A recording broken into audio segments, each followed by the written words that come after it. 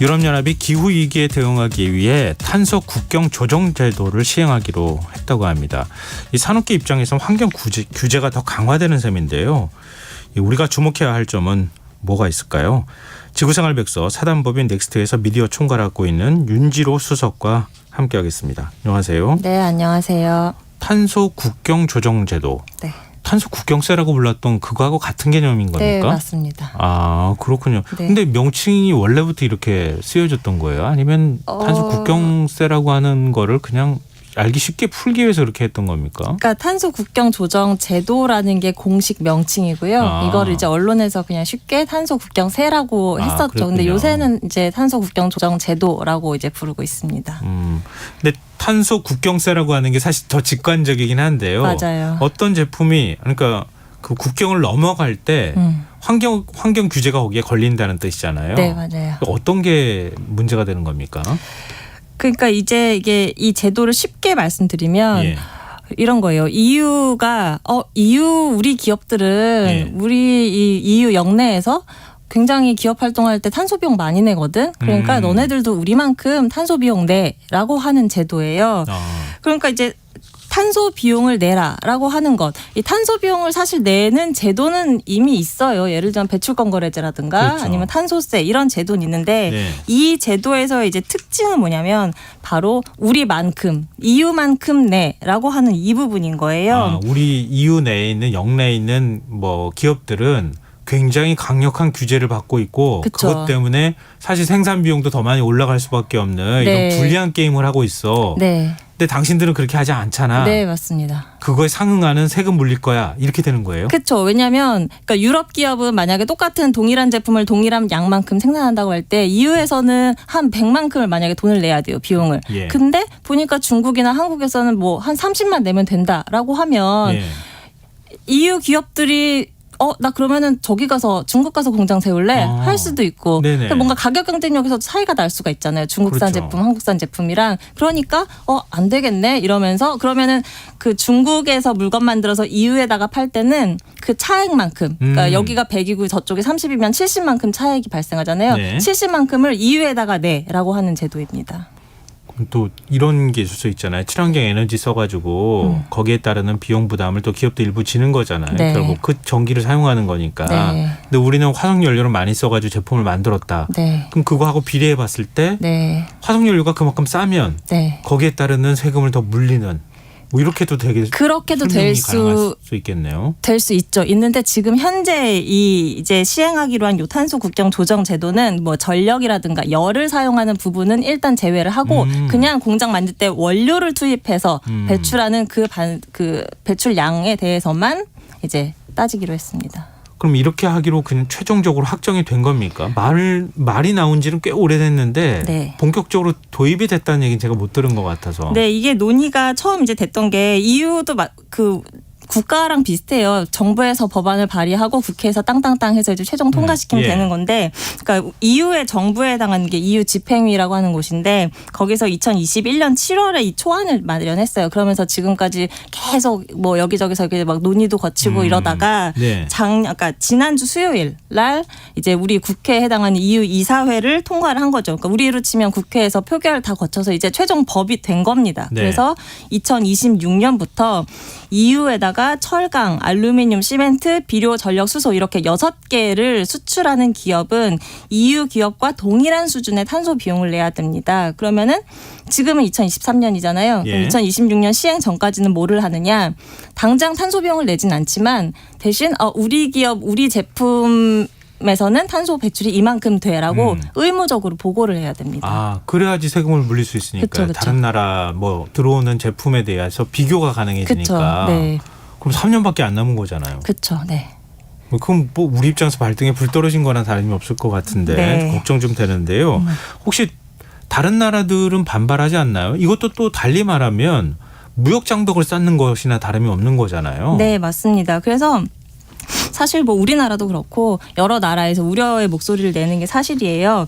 왜냐하면 이게 이제 이렇게 뭐 탄소 국경 이게 배출권 거래제라든가 탄소세 이런 거는 자기들끼리 그냥 그 정해진 나라 안에서만 하면 됐었는데 이 제도를 남의 나라한테도 너네도 그럼 우리처럼 해라고 강제하는 제도잖아요. 그쵸. 그러다 보니까 당연히 이제 어떤 저항감이 있고 그래서 이제 이게 뭐 WTO 협정에 위배된다라고 지적하는 목소리도 사실 있습니다. 네. 이거는 지금까지도 논란이 분분하고요. 아직까지 뭐 이것 때문에 뭐 WTO에 제소를 했다 뭐 이런 나라까지는 없지만 분명히 이제 제도 시행 전까지 분명히 도전을 받을 수는 있겠죠. 근데 그 개발도상국이나 네. 뭐 과거식 표현을 하면 중진국이나 이런 것들은 네. 유럽은 일찍 사실은 제국주의도 일찍 거치고 네. 자본도 많이 쌓아서 빨리 가고 기술력도 더 많이 확보를 한 상황에서 네. 탄소 문제 다 심각하다는 건 알지만 먼저 기술 개발해가지고 앞서가면 네. 다른 데는 EU가 다 버린 건데 탄소도 어찌 보면 네.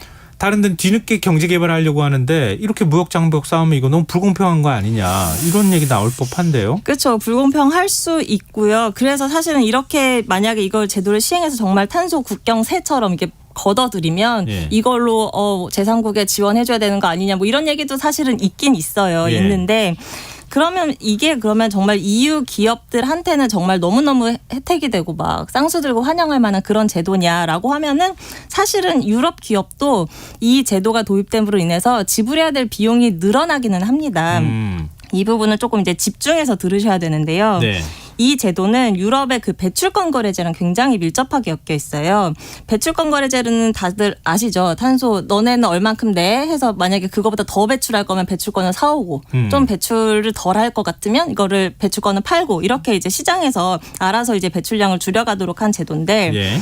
이걸 당장에 어제까지는 탄소 배출이 공짜였는데 갑자기 오늘 우리 기업이 탄소를 엄청 많이 배출하는데 갑자기 돈 다 내라고 하면 당연히 나 그러면은 나 중국 가서 공장 지을래 이렇게 할 거 아니에요. 네네. 그래서 이렇게 배출이 굉장히 많은 이런 업종들에 대해서는 배출권을 그냥 공짜로 나눠줬어요. 다 비용 부담하게 하면은 이유에서 망하라는 안 얘기랑 한다고 똑같은 하니까. 거니까. 네, 그래서. 이번에 그 탄소 국경 조정에 포함되는 그 6개 업종이 이렇게 탄소 배출은 되게 많은데 그렇다고 해서 계속 이렇게 압박을 했다가는 예. 그러면은 다른 나라로 가겠어 이런 업종들이라서 그런 기업들은 사실은 그동안 배출권을 다 공짜로 받았었어요. 예. 네. 그럼 6개 업종이 어떤 것들이에요? 그 아까 이제 말씀드린 그 철강, 알루미늄, 시멘트, 비료, 전력, 수소 이런 쪽인데 그러면 이상한 생각이 들 거예요. 이게 아까 분명히 이 탄소 국경 조정이라는 제도가 예. EU 기업이 내는 만큼 너네도 내라고 하는 제도라고 했는데 네. 알고 봤더니 이 업종은 사실은 배출권을 공짜로 받고 있었네? 그럼 무슨 근거로 다른 나라 기업한테 돈 더 내라고 하지? 사실 말이 안 되잖아요. 예. 그렇기 때문에 이 제도가 도입이 되는 2026년부터는 그 무료 배출권의 그 비중이 점점 줄어들게 됩니다. 그래서 굉장히 빨리 줄어들어요. 2026년에 이들 업종이 전체 만약에 아까 무상할당 비중이 97.5%로 전망이 되는데 이 무상할당 비중이 그러니까 무상 배출권이요. 네. 그 비중이 2030년에는 51.5%로 줄고요. 2034년에는 완전 0으로 떨어져요. 그래서 그러면 그때는 전량 배출권을 다 사서 해야 되는 겁니다. 유럽 기업도. 그러니까 유럽 기업 입장에서도 사실은 비용이 늘어나는 거죠. 그럼 이게 완전히 뭐 어느 한쪽으로 기울어져서 한쪽만 유리하고 한쪽만 불리하는 이런 방식이 아니라 유럽 기업들도 같이 불이익을 감수해 나가면서 다른 데도 그렇게 맞춰라라고 얘기하는 거라고 봐야 되겠네요. 그렇죠. 그래서 이 EU 표현으로는 이거는 이제 기울어진 운동장을 바로잡는 거다 이렇게 이제 설명을 이렇게 또 설명하고 있어요. 네네네. 근데 우리 입장에서는 좀 아무래도 불리하지 않을까요? 그렇죠. 그래서 이제 우리가 워낙 또 무역으로 먹고 사는 나라니까. 그렇죠. 그래서 EU 집행이 초안 내놨을 때부터 사실 여러 기관들에서 우리나라한테 어떤 영향을 줄까 분석 보고서를 냈어요. 예. 예를 들면은 뭐 한국은행 2021년 보고서를 보면 수출이 연간 0.5% 줄어들 거다 이런 전망도 있고. 근데 사실은 이제 이 6개 품목이라고 말씀드렸지만 이 중에서 우리한테 사실 직접적인 영향이 있을 만한 거는 철강이에요. 그렇죠. 왜냐하면 예. 다른 거는 뭐 이렇게 수출량이 많거나 하진 않거든요.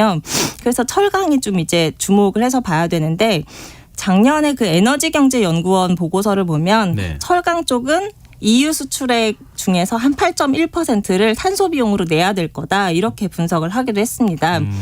근데 사실 이거는 약간 어쨌든 어떤 비용을 내라고 하는 제도가 등장을 하는 거니까 그렇죠. 비용이 늘어나는 건 사실 밥 먹으니까 배부르다 약간 이런 식의 분석 같기는 해요. 예. 그래서 사실은 이 이제 가격 경쟁력이라는 측면에서 봤을 때 이거 가격 경쟁력은 상대적인 개념이니까 그렇죠. 우리나라만 비용이 오르는 건 아닐 거 아니에요. 그래서 상대적으로 어떤 나라가 더 내고 어떤 나라가 덜 낼까 이런 게 좀 비교가 돼야 되는데 사실은 이런 쪽 연구는 아직 많이 돼 있지는 않습니다. 아 그래요? 네. 근데 유럽의 철강 기업들도 비용이 올라갈 거 아니에요. 그렇죠, 그렇죠. 이렇게 되면. 네. 그럼 그랬을 때 국내 철강 기업하고 가격 경쟁력이 어떠냐? 이거 비교 우위에 따라서 네. 우리가 아주 절대적으로 불리하지는 않을 수도 있겠다. 네. 이런 건데요. 네. 근데 철강을 예로 들어서 말씀하셨으니까 우리 또 최대 철강의 어떤 경쟁자가 중국이잖아요. 네. 중국 쪽은 어때요? 분석 보고서가 나온 게 혹시 없습니까? 중국 분석 보고서가 있긴 있는데 그렇게 네. 많지도 않고 사실 제가 기사 검색을 해봐도 그러니까 뭐 공식 반응 이런 거 정도는 나와요. 뭐 WTO 협정에 위배된 요소가 없는지 살펴보겠다 이 정도는 나오는데 그렇다고 막 격하게 막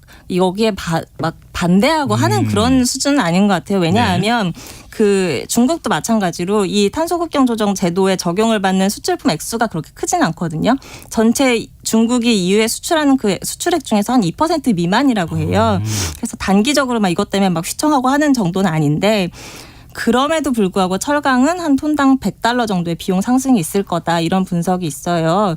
그러면 이제 말씀하신 것처럼 그럼 상대적으로 누가 더 유리한가 이게 좀 궁금할 텐데 네. 그 제가 있는 그 넥스트에서 2021년에 분석한 게 있더라고요. 예. 그때 2021년 2월 기준으로 보면 철강이 유럽계 제일 비싸고 예. 그다음에 한국, 중국 순으로 중국이 제일 싼데요. 예. 여기다가 이제 탄소 비용을 붙이게 되면은 한국이 제일 저렴하고 유럽, 중국 순으로 순위가 바뀌게 됩니다. 근데 이제 이런 분석에는 여러 가지 가정이 붙거든요. 사실은. 그렇기 때문에 사실 이 제도가 시행되는 2026년까지 각국이 어떤 제도를 어떻게 준비하냐에 따라서 또 가격 경쟁력이 실제로 어떻게 달라질지는 알 수 없죠.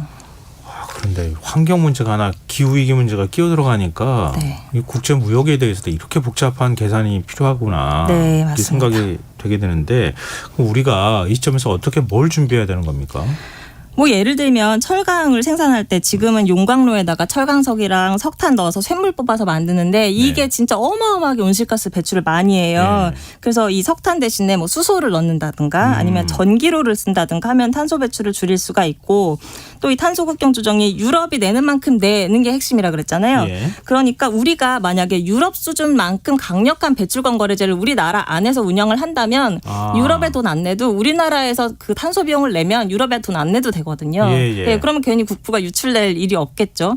그리고 또 뭐 예를 들면은 이제 전력 부문으로도 나중에 이 제도가 충분히 그 계속 그 전력에서의 온실가스 배출도 편입이 될 수 있기 그렇죠. 때문에 역시 이것도 뭐 재생에너지를 늘린다거나 그러니까 빨리 화석연료 사용 비중을 줄이고 하는 제도가 이제 필요하겠죠. 그래서 정리를 하자면 결국 이제 우리가 괜히 유럽에 생돈을 내는 거잖아요. 잘못하면. 그렇죠. 그러니까 생돈 낼 일 없이 우리나라 국내 배출권 거래제 이제 사기에 들어갈 사기를 짜야 될 시기거든요. 사기 배출권 거래제. 그 제도를 좀 잘 만들어서 유럽에 괜히 돈 내는 일 없도록 하고 화석연료를 빨리 줄여가는 게 가장 중요하다 이렇게 생각합니다. 그러니까 또 정부의 의지가 중요하다는 쪽으로 자꾸 가게 되는데 뭐든지 정부가 이렇게 역할이 크구나. 그렇죠. 새삼스럽게 깨닫게 됩니다. 우리 기업들도 요즘에 대응은 많이 하고 있다고는 하는데 기업의 역할도 커져가야 되지 않을까 이런 생각이 드네요. 자, 지구생활백서 사단법인 넥스트의 윤지러 수석과 함께했습니다. 고맙습니다. 네, 감사합니다. KBS 1라디오 김성환의 시사회 1부 순서 여기서 마무리하겠습니다. 11시 정각 2부에 다시 찾아오겠습니다.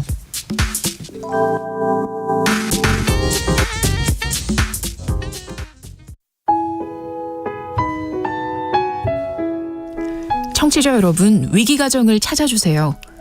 어려운 경제 상황 속에서 긴급한 경제적 지원이 필요한데도 복지 사각지대에 놓여 있어 아무런 지원도 받지 못하고 극한 상황으로 내몰리고 있는 위기 가정이 늘고 있습니다.